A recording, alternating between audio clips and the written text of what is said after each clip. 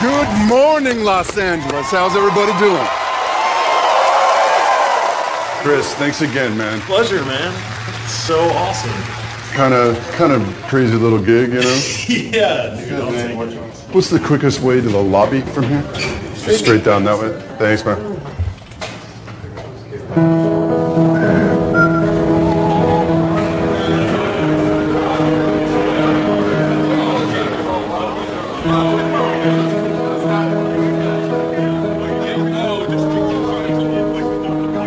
It's a hell of a thing to have grown up geek. I had friends around me that were geeky. We played D&D, and we'd talk shop about comics and things like that. But my family was not geeky. My immediate, my siblings, they didn't understand.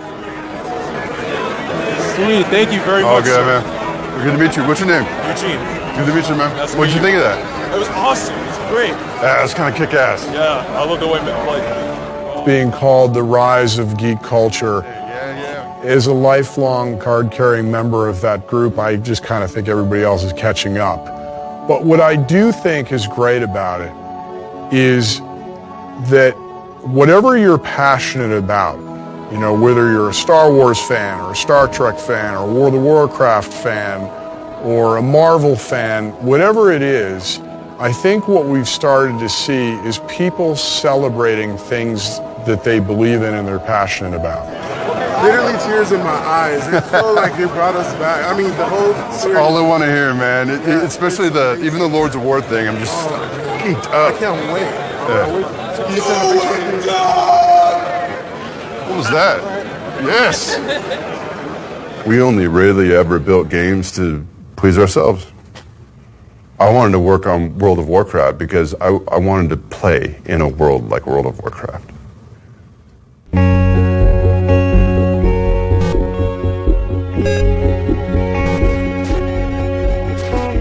I knew from the age of about 14, this is what I wanted to do with my life. This was back in the day when it took one programmer and you could make a game by yourself. Think of games like Berserk or Asteroids. Really simple. That's kind of where I started.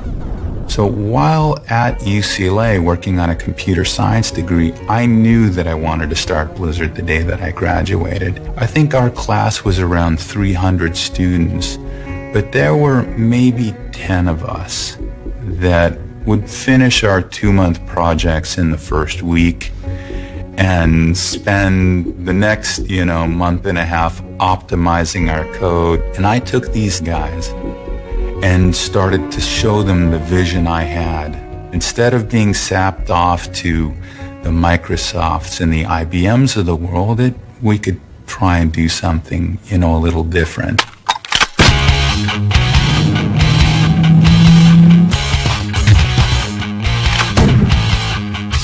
Blizzard has been around for going on 24 years. When we started, a development team could be 2.5 people. The experiences that we deliver to our players today require hundreds, arguably thousands of people. One of the things that Blizzard has always done so well over the years is take types of games that had previously appealed only to a narrow audience and make them accessible to a broader audience. They had done that with real-time strategy games. They had done that with action RPGs. And so that's really their particular genius, and they did that with World of Warcraft, taking a type of game that previously had only appealed to a really narrow audience and making it much broader. We dreamed about bringing Warcraft to life, so instead of being the top-down real-time strategy game, you would actually just be a character running around and battling and teaming up with your friends to fight increasingly difficult bad guys. That was sort of a dream that wasn't really in reach until Origin came out with Ultima Online. I remember installing it on my work computer, expecting that I was just going to take a quick look at it. I ended up staying all night long playing Ultima Online and never left my office chair and never slept that night. EverQuest took Ultima Online and extended it to the next level. The game was that much more immersive. You could play it first person. I still contend to this day that for its time, EverQuest was the best game ever made. EverQuest became this massive inspiration for a lot of us. We loved the game. There were things about EverQuest, however, that were kind of hardcore. You couldn't help but play it and say, well, this could be improved, or we could spin the content this way. It really, in me, reawakened the desire to make the next great game. At the time, I was on the project called Nomad, which was a third-person, real-time strategy RPG. It was everything, but we couldn't really develop it. It just was crap. There's a lot of passion and work, that blood and sweat that went into it, but it really didn't coalesce into something that people got or really got behind, because there was no other game out there at the time that it was trying to, be like.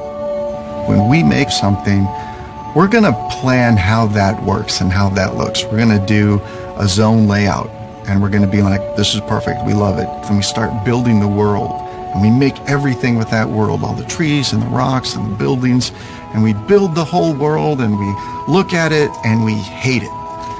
And we're like, okay, this just didn't work, so we'll take all of it and we'll scrap it. We'll start over and build a completely different world. Sometimes you need to do that. There were people on the team that were definitely hurt or disappointed that Nomad was not going to be anymore, but I think everyone understood we just weren't getting the traction we wanted with that game. And we were playing EverQuest, Ultima Online, and we thought, you know what, we could do that.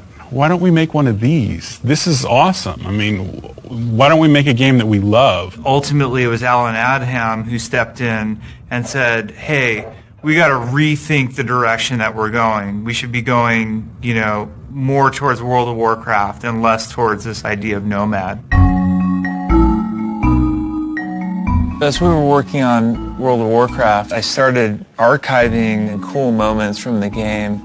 Here is an old map of Eastern Kingdoms. So it shows, something up here called the Dragon Isles Raid, which was actually in production, that doesn't exist. The players will also notice that when World of Warcraft first shipped, the game only went to a level cap of 60, and you'll see zones like Eastern Plaguelands here going 60 to 70. We had a zone called Airy Peaks, which later got renamed to Hinterlands. This is Stormwind, the first day that it ever existed in World of Warcraft. There's no statues around it. The road doesn't exist. And then later in this screenshot, you can see the statues were starting to get built by the art department. And when something comes into World of Warcraft, at first, if it doesn't have a texture on it, it shows up as completely green. So we had these giant green statues for some days sitting in Stormwind City. This was the moment that we placed Onyxia in the world. Later, we had some really great designers and artists work on this. As you can see, Onyxia looks totally different in the screenshot than she does today in World of Warcraft. An artist named Roman Kenny would later come in and make that model look like the beautiful model it is today. Alex Afrasiabi and Chris Metzen were the primary drivers behind the story of things like Onyxia. When I got hired at Blizzard, the computer stuff always really was very intimidating to me. So I started writing, and the boss kind of saw what I was doing and went, I think this kid has some potential. I've been working with Chris for a long time. Heck, we were just college kids, got a job at Blizzard. Next thing we know, we're getting paid to do art like crazy. I think that was one of the most exciting times about Blizzard, right? Is a lot of kids coming together, throwing out ideas, not knowing the rules, and just not even know if we're taking a risk. But we were so naive and so hungry, it didn't matter. We'll just chase it. All the artists, we played Warcraft 1 and Warcraft 2, but we had all these questions about the world. So we bugged Chris so much. And he broke out these acrylic paints. We looked at him and we're like, what are you painting? And he painted a map of Azeroth on the wall. And it was just his way of saying, guys, this is the map of the world. He just did it. The mythological underpinnings of that world, it wasn't just about bits and bytes and wireframes. It started with words and ideas and feelings and people. I never in a million years dreamed that we'd build the bones of a world and the hills and trees and rivers. I don't think anybody had any idea, really, how many people or how much time it was going to take to make World of Warcraft. People started to realize, okay, if we're really going to hit these goals, we're going to have to add more people. So the team started to grow. By the time I came on board, the team was about 60 people, which at the time seemed big, right? At the time I was thinking, 60 people, that's a really large team. I was coming from Ultima Online where we had about a 30-person team. We realized our estimate of doing 500 quests just isn't going to cut it. We're going to have to do like 5 times that for this game to be awesome. We wanted to get everything into the game. There were many nights where many of us would be here 2 a.m., 3 a.m., 4 a.m. The longest we'd ever taken on a game was Warcraft 3, which I want to say was 3 years. The World of Warcraft took about 5 years by the time it went out the door. The weeks and months were going by like they were hours. I remember at the time it seemed impossible that we would actually be able to launch the game in a state that felt complete by the end of 2004. The 11th hour before the game shipped, we were getting in massive pieces of content like the Onyxia raid. We made Molten Core in 1 week, and the whole time as we were even delivering on those pieces of content, we're thinking, this isn't enough, this isn't enough. So it was a really sort of terrifying experience. We were tired. People were kind of beat up. It had been a long, long stretch of highway. But we were playing it, and we were testing it, and we were looking at each other in the eye going, it's super fun. We're super in. No one knew what it was going to do, but there was a sense that this is really fun. Hopefully people are really going to like it. Hopefully we'll sell a few. At the time World of Warcraft came out, the Lord of the Rings movies had also just come out, and really taken the first big step in bringing fantasy back into the cultural mainstream. You also had the Harry Potter movies, also starting around the same time. So the cultural time was right for this kind of product to come along. It was announced that we would do a developer signing at Fry's. One of our producers called us and said, you guys aren't going to believe what's going on here. We got off the freeway and there were police everywhere. There were crowds of people walking down the street. It looked like Mardi Gras. And then I thought, did we somehow mistakenly do this on the same night that someone was having a big event? And as we got closer and kind of turned the corner, I realized, no, actually, this is our thing.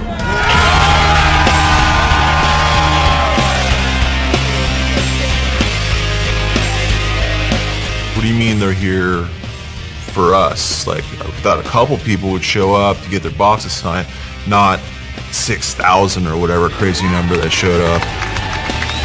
Some people literally didn't know what was in the box. You know, it was just sort of a leap of faith of, you know, hey, I've played Blizzard games before, Warcraft was great, StarCraft was great, and this game's going to be awesome, so I just want to meet the people who are here. It was the most amazing experience. As a passionate Blizzard fan myself, I feel like I saw a lot of myself in the audience, right? I saw, you know, a community of gamers that was very much like the group of developers that were sitting on the opposite side of the table. We were there till 4 or 5 or 6 in the morning signing every single box that came through. And that was the easy part. One of the things they felt really, really strongly about was not to sell more boxes of the game than we could support on our servers that we had at the time, because they didn't want people to have a bad experience where the servers were bogged down, you couldn't log in. And it turns out all of those boxes that we had projected to last for a couple of months sold out within a day or two.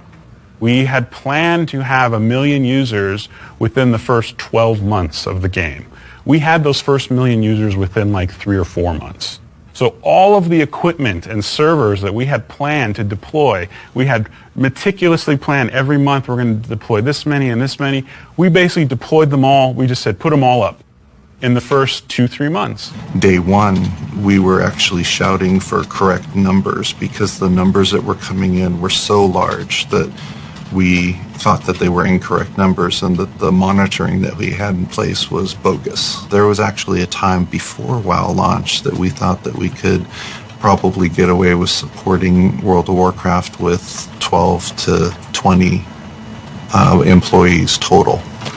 And we were a little bit off the mark there. We went from a company of like 500 people to, at one point we were over 5,000 people because of World of Warcraft. When I first came on to WoW, WoW had shipped about 6 months before that. There was this buzz and this energy and excitement and trepidation as well. It was like, okay, now what do we do? It was truly amazing as how big a success it became. I think that caught everyone off guard. I mean, we all thought, okay, hey, this thing could get 1 million players here. This is really special. But when it went up to 5, 6, 8, 9, 10 million worldwide, it was just unbelievable. We live at a really interesting crossroads right now, where the games industry has grown so fast and so huge. But Warcraft, I think, is the daddy of them all. Come on, we have to finish the quest in Stonehaven. Stan! Hang on, guys, my dad wants something. Stan! What? You've been on your computer all weekend. Shouldn't you go out and socialize with your friends? I am socializing, Arthard. I'm logged on to an MMORPG with people from all over the world and getting XP with my party using TeamSpeak. I'm not a artard. This role-playing game, out in 2004, returns to the world of Azeroth, where heroes like Leroy Jenkins do battle. Let's do this. Leroy Jenkins! Oh my god, he just ran in. You could actually say that the Leroy Jenkins situation was one of the first great internet memes of any kind, and actually became a verb. Leroy means to rush headlong into a situation of extreme danger with no regard to the potential consequences. Stick to the plan. Oh, gee. Leroy, you were just stupid as hell. At least I have chicken. Once you start hitting in the pop culture and for it to resonate with this many people, that's where you can say, wow, we've done something pretty amazing here. I chose the race Orc, and I chose them because they are big and strong. Dwarves, all about, the power, just go straight forward. Rogue Blood Elf. Because first of all, it's Horde, and I relate more to being a misfit who's misunderstood. Paladin was kind of the guy who was a lot of times saving the day, fighting for the god and country. I could relate to that. I've always wanted to live in this fantasy world. I've always wanted to be a hero. I'll play a warrior because I just want to wield a big sword and be the guy leading the charge. I love gnomes. I think they're the technological core of the Alliance. I had a bunch of friends and they were all nervous. They said, we need someone to take axes to the face. I said, what the hell, man? I'll do it. That's who I am. Why else would you be anything but orc? They're beautiful. Being a warrior is about just fighting with everything that you have. It's not World of Peacecraft, it's World of Warcraft, baby. I played a human priest. She may just be a character, but she brought me out of my shell. I was like, okay, what is the least amount of clothes I can wear in this game? So I obviously became a Blood Elf Paladin. The reason I picked Undead is because I wanted the ugliest race. I have a little 90s shaman, and its name is Dyslexic. I named it Dyslexic because I myself am dyslexic, so dyslexic I have to wear 2 different colored shoes to tell my left and rights. I've been playing human paladins since I was 12 years old, and I don't see any reason to change that up now. justice ain't gonna dispense itself. I've always been drawn to elves. There's something about elves that I just really like. And the blood elves in particular have this fascinating story because they're survivors. And when I started playing, I had just suffered a terrible accident. Every doctor that I met said that I should either be dead or paralyzed. So I had a neck brace on and I was banished to life in a couch. I started the game and I played a blood elf. And as I was questing, I found a lady's necklace. I had to return the necklace to Lady Sylvanas Windrunner. She's the leader of the undead. And she takes the necklace, she throws it down, and all of a sudden she starts singing. The more I got into her story, it changed my perspective. You see how much she suffered to get her body back. And for me, having lost my body, that was a story that really, really resonated. It meant a lot to me. And her story helped me heal. There are so many players of our game who talk about it the same way they would speak of their favorite summer vacation with their family or meeting their significant other and their first date and their song that was playing on the radio when they realized they were falling in love. And that sort of thing happens in the game all the time.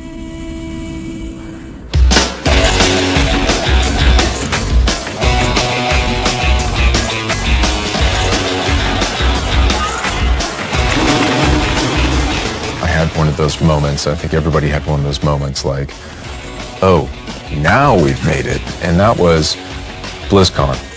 We put the announcement for BlizzCon into the World of Warcraft launcher, and it sold out within like a day.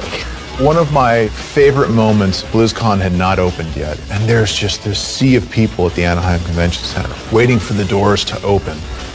I'm going up the escalator, and as I'm getting to the top, I just yell, "For the Horde!" And the whole audience lights up. For the Horde! For the Horde! You hear, "For the Alliance! For the Alliance! Go for the..." And they just start, raging on each other. How cool is that? It's overwhelming and humbling to us when we go to these events like BlizzCon. Doing it is as important for us as it is for the players, and it recharges all of the Blizzard team members' geek batteries. Seeing all of these people here just to see World of Warcraft and realizing this is something special. Link auction houses in every major city. This is these people's lives. I mean, some of these people came from all over the country, all over the world to come together to meet some of these players that they've met in the game. It was just a blast. And we've been doing it almost every year since. You do have a fan base that is not only dedicated to this world, but they're passionate about it, they're opinionated about it. Falstad Wildhammer was going to be on the Council of Three Hammers, but is not in the game at all. What happened to him? Isn't Falstad dead? From Day of the Dragon? He survived, and in fact, he was the leader of Airy Peak in Vanilla WoW through Wrath of the Lich King. Right, of course. Right. Yeah, Alex, what's up with that? Thanks for pointing that out. We're going to get that fixed. Thank you. You bet. Blizzard has taken the time to really speak to their players. They have people on the ground. I get feedback from hundreds of players who are oftentimes who are in my guild and say, "Hey, this doesn't work here. Oh, if you go to this section here." And we were pretty sure that's invaluable for Blizzard because we're able to say, "Hey, as a unified front, this is great. This needs some work." WoW fans don't mess around. I mean, they take World of Warcraft seriously. We always say there's kind of two main characters of World of Warcraft. There's the player and the world. WoW just has that loving community that it's always there to support you, always there to help. The one thing that keeps me playing and keeps me coming back would have to be the people loving it there. It's just an awesome place to belong. Our youngest son was diagnosed with leukemia, and the community helped us get through it. So thank you. My mom's actually handicapped. She has MS. It was a really awesome way for my mom to feel like she could get out and really experience the world. As a veteran, for myself, it gives me a second home. I made tons of friends in the game. I've made many different friends. Speaking of which. What's up, dude? How are you? I know you're on camera. I'm in costume. You know the South Park episode of World of Warcraft?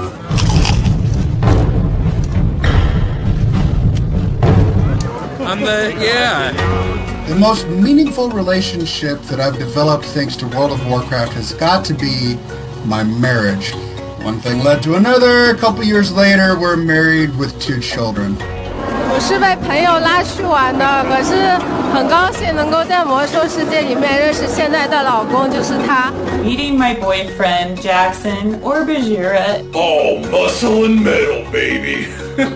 You guys provided a medium for us to meet when we were states away. She server transferred IRL so that we could work on establishing a garrison together. My wife is somebody that I met in World of Warcraft. We started to play together more and more often, and eventually we started dating, and the rest is history. It's the community, it's the people that I play with. We have so much fun. These people have become my family. I've never seen a game be this powerful.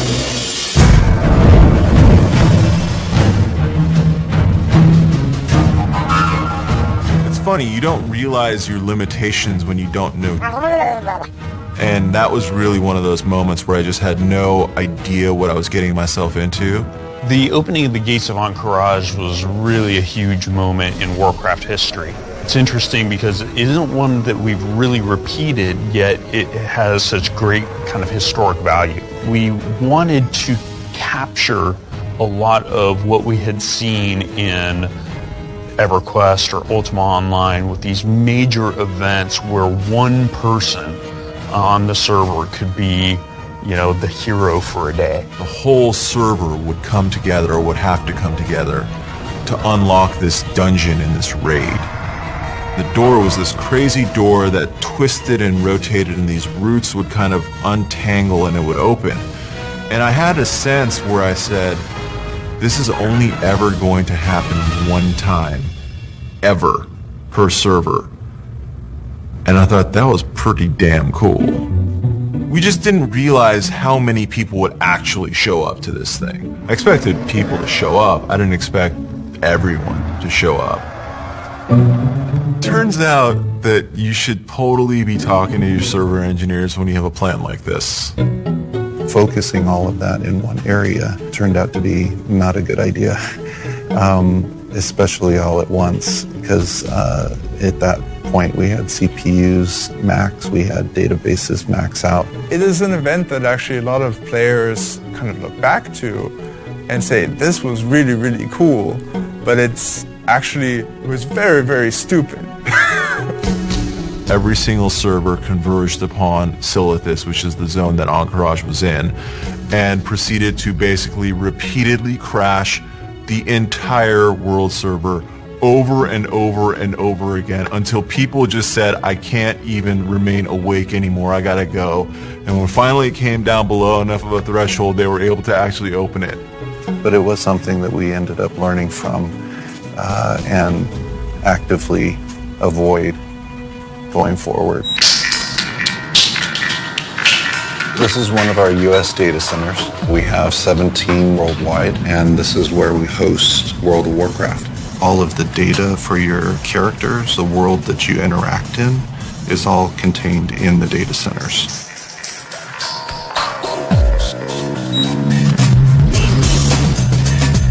We usually push 100 gigabits per second.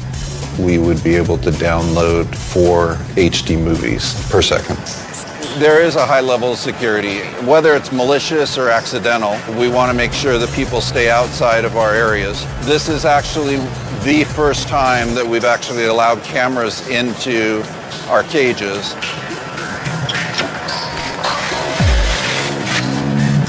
So this is what one of the blades looked like for World of Warcraft.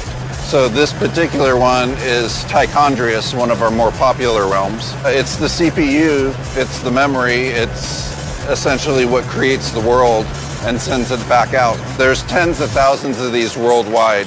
All of these are designed so that the developers can take advantage of the game. They have the world servers, they have instance servers, and those make up realms.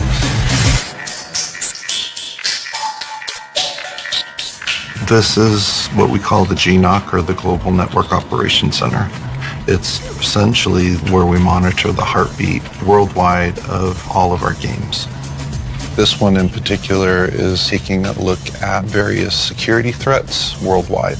Every once in a while you'll see this light up significantly, which is a pretty large attack. This screen that we're looking at here shows all of the logins worldwide for the various games that we have. Each pop that you see on the screen is somebody logging in to play the game. And then these two screens, we are monitoring streaming feeds.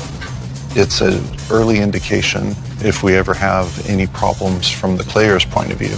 We push the boundaries of the technology as far as we can. We try not to tell the developers no unless physics gets in the way. You know, so far to date, we can only push light so fast, and we kind of have to say no at that point, but otherwise we try and figure out a way that we can make the vision come to life. After we had launched the service in 2004, we kind of were in panic catch-up mode. We were in a very reactive mode where we were patching.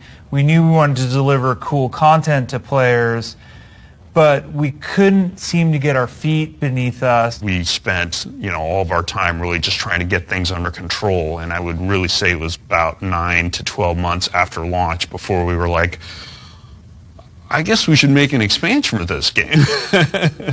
World of Warcraft experienced such explosive growth in its first year and 2 years. And the real question was, could Blizzard sustain their momentum? Would the first expansion, Burning Crusade, really be able to live up to the level of quality that they had established in vanilla WoW? Where do we go next? Warcraft had always been in the interactive space of video games, kind of compared to Tolkien or other fantasy settings, that we had all grown up, playing games within Dungeons and Dragons, things like that. And man, I had a fire in my gut, desperately wanting to prove that we were not old hat, that we were not the same old thing, that our world could stand up and take you to places that you would not expect. We developed a story whereby the player walks through this ancient portal and is transported into this broken, shattered world. It was definitely not the same old thing. And it was funny at the time, kind of walking the team through this idea, especially the artists, and they're all just going, what the hell, The guys at Blizzard were so awesome to archive a lot of this for me, so now it's not all bent up in a drawer. Here are some images that were sort of the firsts. This is a picture of a paladin I had drawn for some friend's card game that never got used. And we ended up using this in Warcraft as our paladin Uther. Notice his eyes are covered, he's blind, but he's carrying the Book of Honor and Virtue. Well, we didn't want a blind paladin because he's supposed to run around with a warhammer, right? So we took the mask off of the paladin, and what I did was I put it on this character here, who was my inspiration for Illidan. And this was the very first Illidan picture that was done back in 2000. He had carved out his eyes to have the demonics, sense the demons. He used demonic energy against the demons. This was back when Illidan was somewhat of a good guy.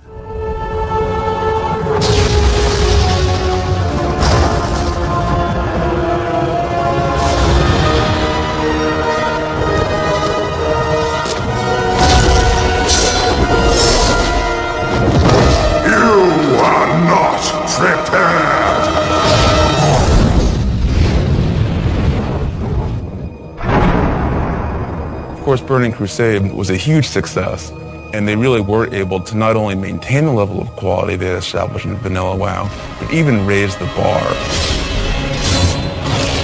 I look back on that first expansion, I believe it did exactly what I hoped it would do. It just socked people in the teeth and reset their expectations. I think our players began to understand that we weren't in this just to sleepwalk through, some kind of classic plain rap fantasy thing, that we were definitely looking at it like artists and challenging ourselves and them to kind of take this journey where anything was possible. In the years around Burning Crusade, this is when you really started to see the adoption in Asia and in Europe that made World of Warcraft not just an American phenomenon, but a global phenomenon.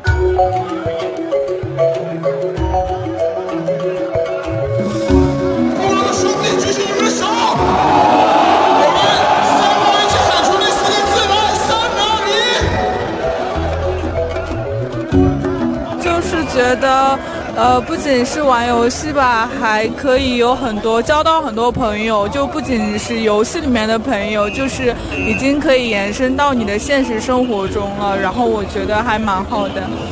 The beautiful thing about a game like World of Warcraft is that it crosses cultures very well. In China, for example, internet cafes are so popular. It's always been a one-child policy. Kids, they don't have siblings, so then they need to go to a place where they can get that social interaction. It's an experience. You sit down and you play games with your friends, and everybody's, screaming and playing. 为了部落，为了联盟，为了部落。我们联盟是高贵的，所以为了联盟。It's really a social experience. 魔兽世界 I'm not sure that we necessarily realized we would have the global reach that we ended up with. When we released the game in Europe, we created a market that people said didn't exist because it blew up 10 times. I really like hardcore raiding. I played Druids, didn't fit me, Paladin, perfect. I made a guild, and I'm still in contact with loads of them. There were loads of people from across the UK and Europe. At the end of the day, the beauty of a game like World of Warcraft is that you are connecting everyone together, so you are kind of diminishing, the cultural differences between the different people. That became the fascinating lesson to us, was how similar players were regardless of where they were globally. Once they were living in the world of Azeroth, they were just sort of citizens of Warcraft. The most memorable moment I've had playing World of Warcraft came when I was playing a Gnome Warlock. I was headed into Ironforge for the very first time.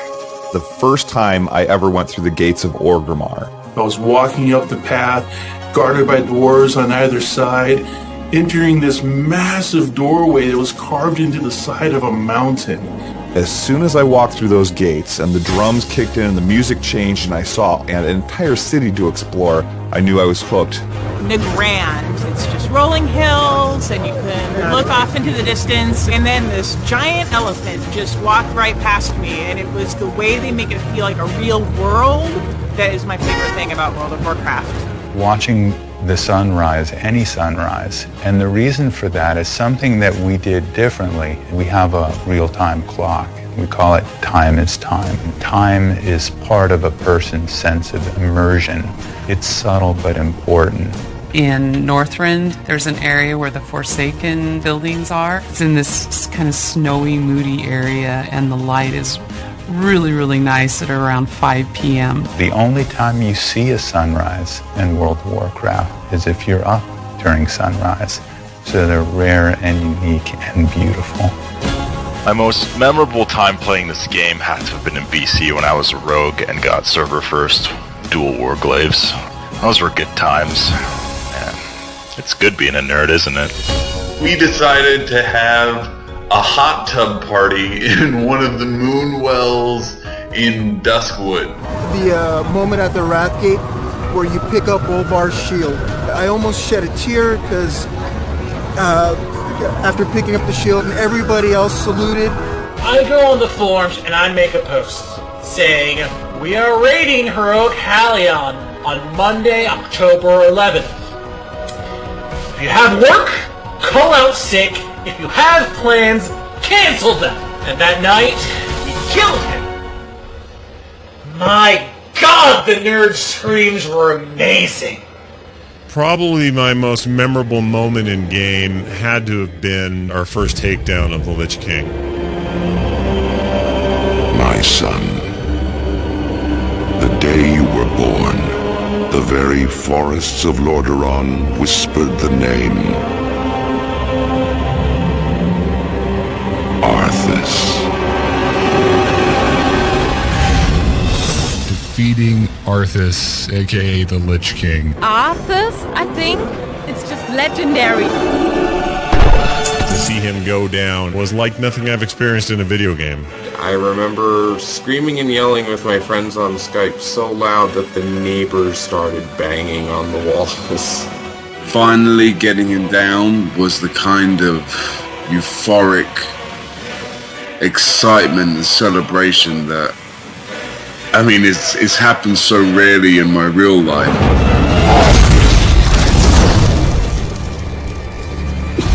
Trying to figure out what the next thing for after Burning Crusade was going to be was an interesting process. We knew that we were going to fight the Lich King. We knew we wanted to make the Lich King a much more prominent figure in our storytelling. We wanted to have two zones that players funneled into for Alliance and Horde, not just the one go through the dark portal kind of moment.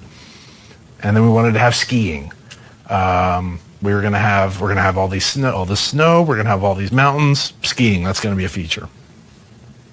We still do not have skiing in World of Warcraft, but that was an idea at one point. I think one of the things that Blizzard did in Wrath of the Lich King that they hadn't done before was really take their storytelling to another level, including in-game cinematics like the Wrathgate sequence that really brought the players into the story in a way they hadn't before. Blizzard has actually been on the forefront of game cinematics pretty much as long as they've existed. Blizzard cinematics did inspire me greatly from my very, very young child days, which they hate when I say that here because I'm about 13 years younger than most of the guys who were doing this at that time. So I was like, oh yeah, Warcraft 2, I loved playing that when I was 13. And they just all go, oh! Seeing the fan art and the way people respond to the game that we've created and how it inspires them towards their own creative outlets is inspiring to us. I remember the first time after the game had been out for a few weeks or a few months, people were video capturing their footage while playing it and editing it together, creating movies that took the established storyline to the next level. And I think that was really interesting that this game, this entertainment experience, turned into sort of a creative medium and an outlet for other people. The first machinima experience that I saw online that totally took me by surprise was Return, done by Taryn Gregory. Home. The sweet sound of that word had sustained me through battles beyond all counting. My friend Ezra comes to me one day and says, oh, by the way, have you seen that Blizzard is putting on a movie contest for BlizzCon? I'm like, that sounds interesting. For 30 long years, war. Endless war. And we created a 6-minute movie called Return, a Warcraft motion picture, and submitted it not thinking it would go very far, only to find in a couple weeks that we had won that contest. Ezra and I drew our resources and flew down to BlizzCon. So we walked right up to Chris Metzen on the main floor and we introduced ourselves, and seeing Chris Metzen's face light up. You guys made that movie? Return? Wow! When they started sending that around the company on the internal drives, everyone was watching it, everyone was talking about it, and both my friend and I were sitting there. We're supposed to be geeking out on you, man. Why are you geeking out on us? Yo! Yeah. And that's when the lines between fan art and real arts kind of started to blend for us, and even for them when they started saying, hey, how would you like to come and do this kind of thing for us? And now, my title is Project Director for Cinematics. So we've got all 6 cutscenes to review today. We can go over the Velen and the Frostwind scene, even though those were close to final last time. This is with our people.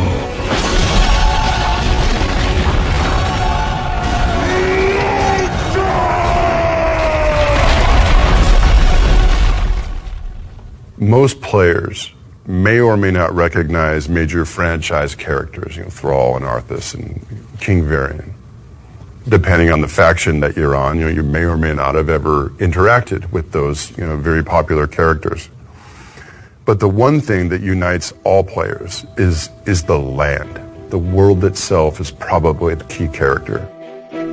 My favorite WoW zone has got to be Nagran. It was my favorite zone ever. So many things to kill. 12 of this, 10 of that, 8 of that.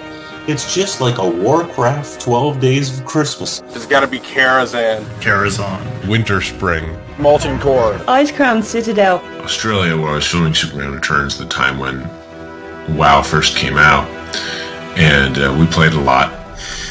I have fond memories of Westfall for sure, and then Stormwind City. I remember walking through those gates, and my jaw just fell to the floor. I could not believe how big the place was. And you know what? That moment has stuck with me right through to this very day. Ironforge. I would always dance on top of the mailbox.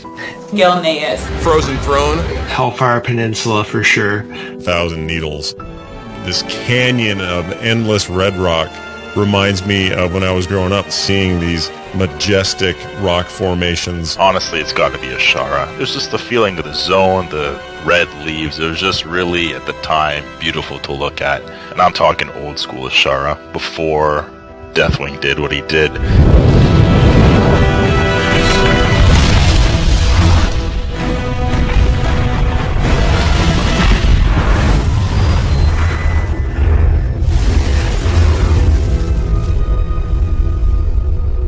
Craziest thing about this franchise is that the world itself is probably the most key character. I mean, that's crazy, right? It's very, very cool.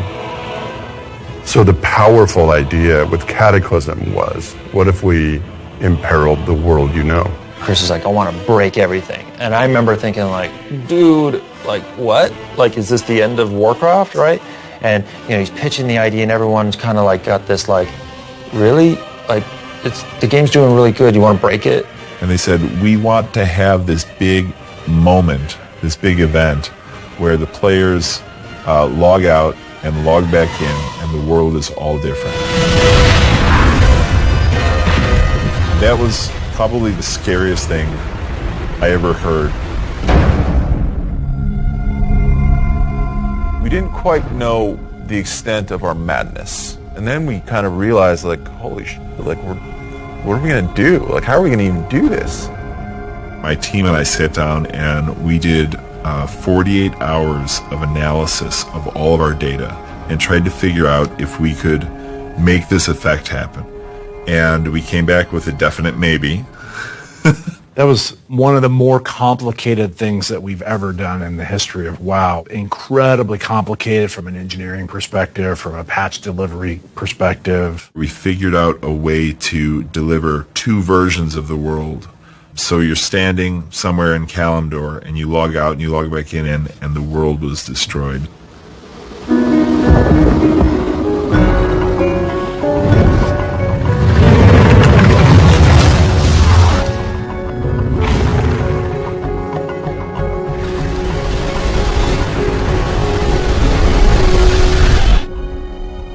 Even though it's now covered in water in a very different place than it used to be, I'll never forget my first time in there. Players seem to really become so invested in the time that they've spent and what it means to them and the friendships they've made. It was interesting to watch the emotional waves of people engaging with the content, but really it's always that way. All of these expansion sets, all of these games. I think with any product like this, both the creators and the players mature and grow together. And you see that in the kinds of stories that they like to tell to one another. When he was 3 years old, I put him on WoW and he played an undead. Remember that? Yeah, I got to level, I think 10 or 11. And his favorite part was making the campfire. Remember that? Yeah, I don't remember how to make the campfire. We have to go back and figure it out. What's your favorite part, Connor, about playing the Warlock? Summoning demons. That's good. That's what I need to teach my son. Our whole family plays, except for my 5-year-old daughter. We haven't let her summon demons yet. We're waiting on that. So, thanks so much, guys. We might do that tomorrow. I'm gonna ask you to do that tomorrow. I think with Mists of Pandaria, they were taking a slightly different approach where it wasn't just about defeating one big bad guy. It was about really exploring a whole new culture. The Asian themes, very different. The storytelling was much more philosophical. Why do we fight? For my kind, the true question is, what is worth fighting for?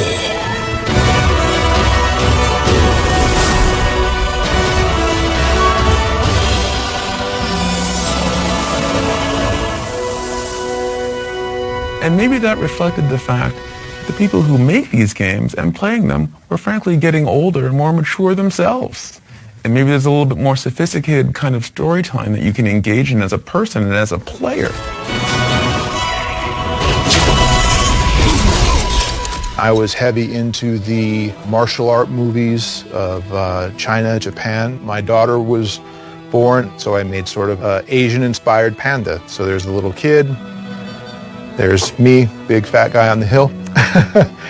People really started enjoying these guys, and eventually they ended up becoming a race for Warcraft, and is actually just a Christmas picture to start with.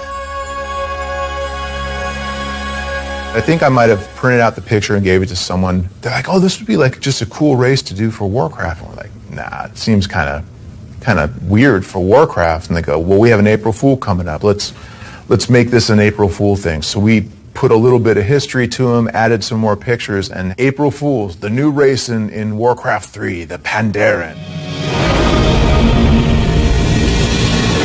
And everyone's like, "Oh, that's so cool, this is great, this is going to be so awesome." And we're like, "Oh, they actually like it, what do we do now?" Mists of Pandaria, I think, shows how much we can continue to drive the visual look of our expansions. What's really been awesome is just seeing what Chris Robinson, who's the art director, and what that art team is able to accomplish when they're just given the time to craft, art. Everything has to be about the idea. So what we try to support around here is don't focus on finish, don't focus on rendering perfectly and making sure that every pixel is in the right place. Focus on this first part and make sure that if the idea is amazing and the structure and the foundation is amazing, we'll get to the rendering part. As a technical director, it's a lot of collaboration with the art team. When we were thinking actually for doing the Pandaren for Mists of Pandaria, they wanted to make a character that is much more alive and is able to emote better, which required facial animation type of technology. We actually had to build kind of custom technology to make sure that the actual face shape can change. With the technology that you provide, you tend to kind of give artists and designers the tools that they can use to bring the world to life. So Engine kind of tries to enable creative people to do very creative things. Our bond is iron, our will unbreakable. Who will stand against us?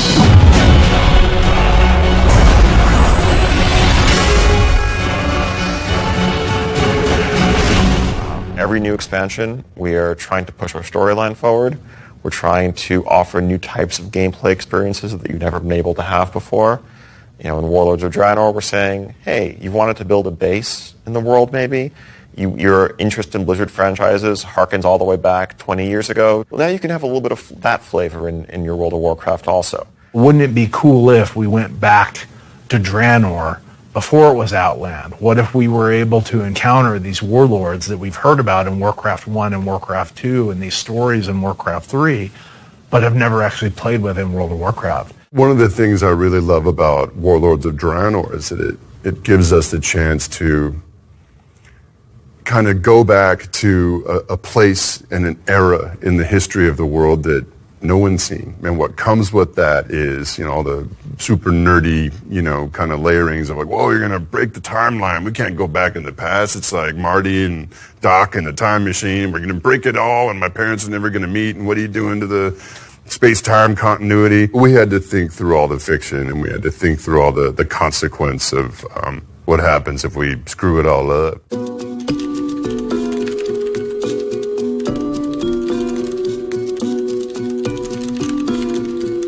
So today's the day that we open up our first couple of raid bosses for testing on the beta servers.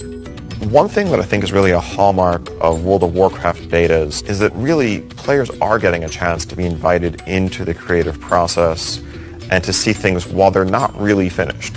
Well, Midwinter has 10 people here, so that's enough to test. Something like what we're doing right now, where we have a brand new expansion, Warlords of Draenor, it's a closed beta test where we send out waves of invites. The two designers that are up at bat today are Jason, who made the Butcher fight that's in Highmall, and Candace, who worked on Gruul in Blackrock Foundry. Is this pretty much what you're expecting in terms of their positioning? And the first step is we put a raid boss up for testing, but we also open a thread for feedback. It's just too much for 3, I think. Yeah, I guess we'll see. We actually often err on the side of making things a little bit harder, because when something is tuned to be more difficult than we ultimately want it to be, we can then at least see how far people make it. When something's too easy, they just go in and win, and we don't know how much harder we need to make it to actually get it to the right place. Remind me what the mechanic is? I thought you want your range to soak it because your melee are usually soaking his other thing that has the stack. Exactly. Okay. So they're just doing it wrong. Yeah. Basically. Okay. I think he knocks everybody away, so they're just running back in. Here they go. $5 that wipe to overwhelming blows again. Everyone seems to be wiping into overwhelming blows. Oh, and tank's down. That took 6 seconds. Well, you're supposed to split the damage from that ability, and I don't think they know that yet. We get to watch a fraction of players that are actually testing the encounter with our own eyes. But then we get to read what hundreds, if not thousands, of people are saying about it and sharing their experiences, what they found frustrating, what they found hard to read, hard to interpret. Jason, there's actually some genuine feedback posts with a couple of links on the US forum. Okay. If you go look at the EU feedback thread, you'll see some things, but not necessarily feedback. Usually the consensus from the feedback is pretty accurate and really serves well to inform us in the overall direction of the fight. We use that to craft and to tailor the experience and to improve it in a way that's going to make for a better experience for them when the game goes live. Our ends, raid testing continues, started mythic testing this week. The big thing I'm working on personally is fixing our dungeon tuning. We've kind of left it for a while. Our dungeons, I know, are ridiculously too hard across the board. Our normals had been about where heroics should be, and heroics were about where challenge should be, and challenge was probably literally impossible. Basically, I feel like game designers are deviant psychologists. We're trying to manipulate your emotions and motivate you to do things, but not for some higher calling, just so you have a good time and have fun. We also just made a change for bonus roll tokens, which you guys should be aware of. If you do gold, you can do gold for 500 gold the first time. But then you can also, once you do that once, it escalates and you can do this. You can get a second one for 1,000 gold or a third one for 2,000 gold. We're just moving back to gold, which is the original universal currency. It's this currency that you get from doing anything in the game. And so, about inflation, yeah. No. People often ask us, well, did you hire an economist to figure this out for you? And we really didn't. I mean, what we did is we kind of said that, well, if there's stuff that people want and a currency that has value because it has guaranteed value because of what you can buy from the game with it, and that currency is tradable, we'll have an economy. And sure enough, it kind of works like that. I just can't help but think of it as this giant equation or this panel of knobs and dials, and you just turn one a little bit and it has this butterfly effect throughout the entire world, and you can screw up an entire economy for a virtual economy for millions of people. It's a complicated task. That's why I work on the art team. This has been a huge expansion, just physically in terms of the amount of world space that kind of exists. It's huge in terms of the garrison's feature and the amount of technology that has kind of had to be invented in order to kind of deliver that. Which one are you going to show? Well, I've got a few layouts that we could take a look at. Here are our large plots. Here's our medium plots. We've been getting a lot of feedback that a lot of these garrison layouts are pretty sprawling, so we might be cutting back on some of that stuff as well. Yeah. The designers came to us with the idea to create these garrisons, both human alliance and a horde orc garrisons. And the designers, came to us with the pitch that, look, we already have all these things that we can reuse, so we won't be as much of a impact. And what would you say, Rhett? How many buildings have we done? 120 buildings later. As soon as you come in your front gate, we want you to really resonate with this. We want to integrate the garrison into the questing experience. We want to make it a part of the story. We want it to be important. We want it to matter. We're trying to create a world that feels different than what you kind of see in everyday life. It is handcrafted, and I think that's what helps make WoW so special. I am so proud of Warlords of Draenor. The game looks amazing. It's so polished. You look at vanilla, you're like, oh, I wish I could just redo all of that stuff because of all the things we've learned, all of the techniques we can now do that we couldn't do then. That's the part I really like, is the pushing. Keep pushing the tech. Keep pushing the look. The people who make World of Warcraft pour so much of themselves into the game. They're trying to create games that they want to play. Even though we've grown, the thing that's always remained is that feeling of tribe and that feeling of creative, crackling energy. I've done this work my whole, adult life. And what an impossible blessing it has been. I was 19 when I walked in the door. It's family. I've basically known those guys since they were kids. Their personalities remain unchanged through all of it because they haven't let their egos get out ahead of them. We want to create amazing artwork or content or music or stories or quests, and to think that this game affected people is awesome and humbling. Give a round of applause, even if you're in the Alliance! We earnestly believe we're making something special. I don't think we'll ever stop pushing the boundaries of what we want to do and what we think is cool. As long as people play it, we always want to support this game. We never see a horizon. There's really not a precedent that we can look to. I think that we're charting new territory. There's no end to the experience. That's kind of one of the beautiful things about it. The players have never really ever finished playing World of Warcraft. The phenomenon that people probably wanted to be a part of J.R.R. Tolkien's universe found themselves able to experience it in World of Warcraft. That, I think, is going to pervade through the world as far as, I don't just want to watch it anymore. I want to be a part of it. I want to have impact. All the ideas and the love and everything that we had to give it, we gave it, and it was all about, will they like it? Will they come and play with us? It's goofy stories at the end of the day, but it always struck me, as we share them, when we share them, it becomes infinitely bigger.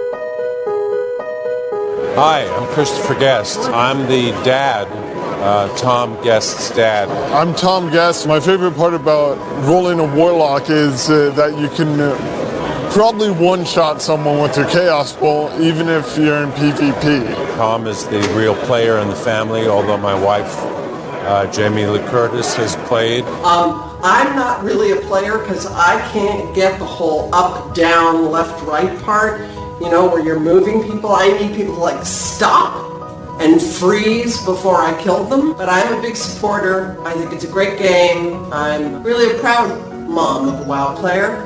Go Horde! The aspects that keep me coming back to World of Warcraft is all the magic training I'm receiving for when I become a real magician and learn how to stamp my enemies out and crush them like dirt under my boot. The social interaction and that feeling of communal spirit. We're sitting on 10 years of World of Warcraft now, 20 years of Warcraft lore altogether, and we still cannot cook our own bacon. We need to cook our own bacon. The funniest reaction I've ever gotten when I told someone I played World of Warcraft was, "You're a girl." Jerks. I'm here working late a lot, and my wife, I miss her, and so I take a little time out, and I have my Tauren, and she has hers, and I just meet her by a lake at sunset, and we'll just go fishing and watch the sunset. And like, to me, like, that feels like we're there, you know, like for a few minutes, I can share that moment with her.